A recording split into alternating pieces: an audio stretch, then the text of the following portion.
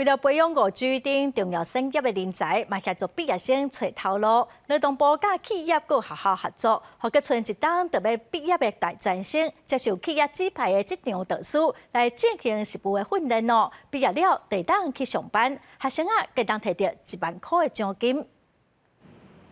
大学生上惊毕业就失业，过去学校拢有实习的方案，不过就业机会咁好势。疫情的部分是多少会有一点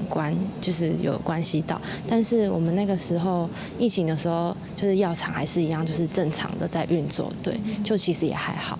对，因为现在药厂也是蛮缺人的。 读这个学生头路算较好找，为着要互未来大专以后毕业的学生读医生就业，劳动部宣布启动大专青年应聘计划，112年度的毕业生有机会伫毕业进前就受就业核定，然后有合作的企业直接上班。按算的门槛包括科技业、5G、AI 在内等等的重要产业，有2000个员额，不过计划目标并不包括服务业在内。 服务业，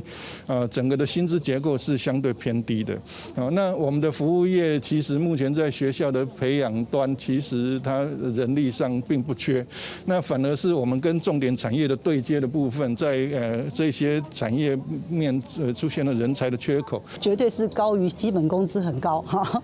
那我们透过这个实习的方案进来，目前系已经累计500位学生了，所以这个是我们一直很努力的推动。 劳动部表示，这个应聘计划计共投入1.7亿的就业安定基金，嘛要求企业派驻青员工担任1场的老师，确保训练品质。对即马开始到3月中，开放大专以后，甲企业来申请。记者陈文达报道，台北采访报道。